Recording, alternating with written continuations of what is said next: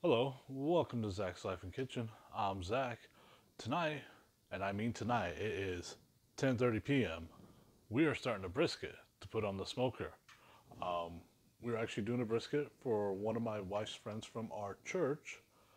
She just had a baby, so we are gonna take her a meal tomorrow afternoon. We're doing some brisket.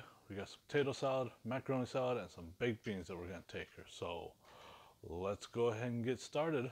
Um, as you can see, full pack of brisket right here from Costco, USDA prime grade, entire 17 and a half pounds.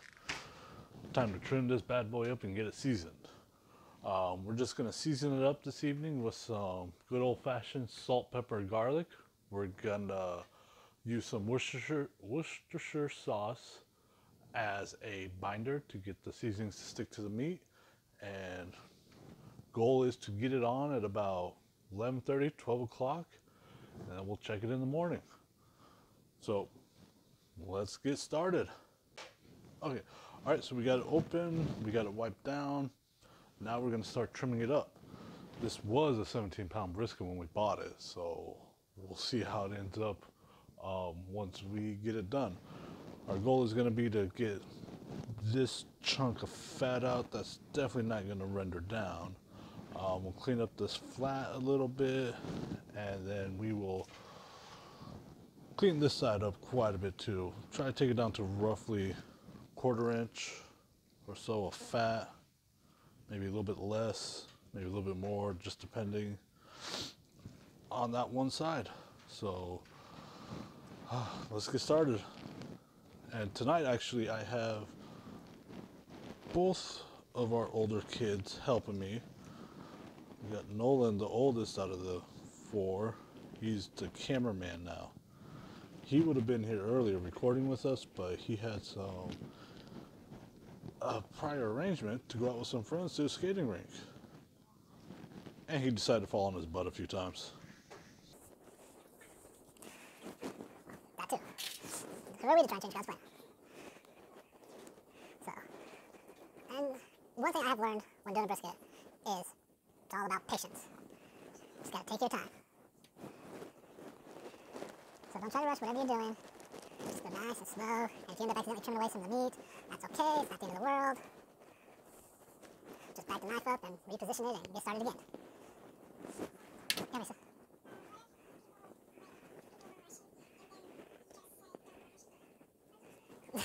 Well, that's why you watch the whole video first, then go back and do it. So. No, this is actually a really nice looking brisket with lots of good fat throughout it, it looks like. I should have bought 2 to keep this for us. So I believe my wife's friend knows that this is coming. And I imagine she's probably looking forward to it. Because, trust me, I know how it is. Once your wife just has a kid, it's rough. So, this will hopefully be a nice help for her. Feed her and her family for a few days, so I don't have to worry about that. Just go, hit the microwave, reheat, maybe make some choppy sandwiches out of it. I'm pretty sure our kids really enjoy it when we have a brisket, except by the 4th day everyone's usually tired of leftovers. But that's just how it is. So, another thing I've learned is when doing this, it doesn't need to be perfect. If you want it perfect, you're going to spend all day doing it. And by that time, Alright, so here we are. We got this part of it, I think, just about done. Got quite a bit of it cleaned up and trimmed, as you can tell. Still got a little bit we're going to work on, but not going to try and overdo it because can't go for perfection on this, else you will be here all day. And trust me, I've done it. I spent way more time than necessary trying to trim a brisket. So on to the fat cap side. saying this looks glorious.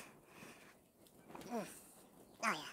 Got this chunk over here to get taken out. We got that stuff taken care of, so gonna get this massive lard cleaned up right here, and then we'll get it seasoned up. And out on the smoker. Tonight we're gonna put this on my Yoder YS 480. I've got that actually going outside right now. It's a pellet grill. We got the temp set to 250 degrees. So this should be done sometime tomorrow afternoon. Which is just fine, because we don't need it till it's time for dinner.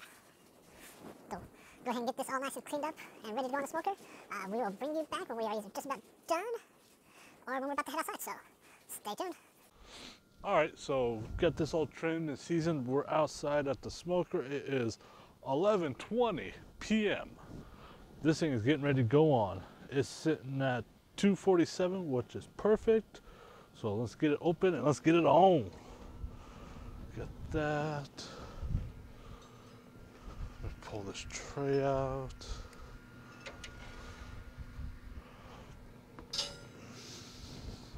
Let's go with this side. All right, I'm gonna go ahead and do it fat cap up.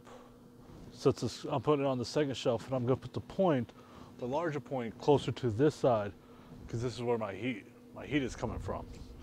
So we want to protect the flat, which is the thinner part of it. So, oh, that barely fit. So we got that on. Go ahead and get it slid in. Close it up. Now, we're going to bed. Gonna come back out and check this thing probably about 6, 7 o'clock in the morning. See if it's ready to get wrapped. If it's in the stall, we'll be wrapping it up. So stay tuned. All right, good morning, folks. Here we are. It's back. We are back for the brisket. It's about 7:20 in the morning. A little chilly out. It has been going for roughly 8 hours. So let's take a look and see how it's coming. All right, so here we are. That thing looks awesome. Oh, that bark looks nice and set. Oh yeah, that thing's feeling good. Let's just check the temperature real fast. Hopefully it is. Oh, it's right in the midst of the stall. So, alright, I am going to go get everything I need to get this thing pulled off and wrapped inside. So, just stay tuned and we'll be back. Alright folks, we're back. We've got some foil laid out. We've got some Worcestershire sauce. And we've got some beef broth. So, if this wind. Alright, so got double layer of gloves on. Got a nice thick cotton glove on underneath my black nitrile gloves. So I'm gonna get this brisket, get it set right here, add in my Worcestershire sauce to it and my beef broth, and we can get it wrapped and back on.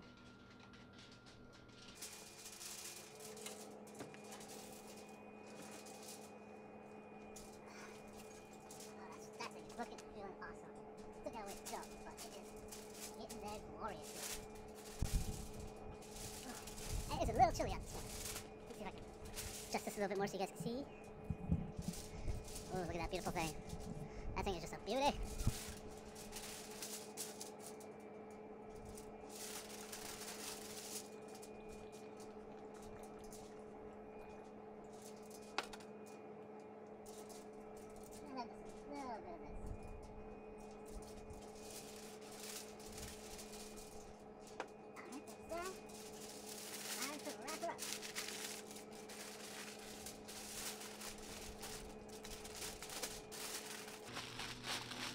Wrap it up nice and tight.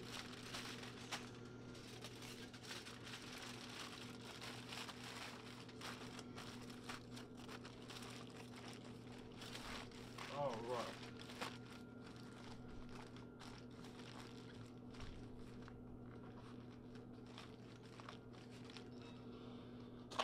So now it's nice. It's nice and wrapped up. The juices are going to help keep it moist, and it's also going to help tenderize it. So it's go ahead and get this thing back on, and we will come check it at about the 12-13 hour mark. So, all right, we're back, and thanks to the magic of video editing, here we are about, from this morning, another 8 hours later. So let's check this thing again. I've been checking it off camera. I'm sorry, I haven't been sharing that. But let's go ahead and give it a one final check to see if it's all done. And so let's see. Nom nom nom nom nom nom nom nom. Some good stuff. Pull this out a little bit. Unwrap it.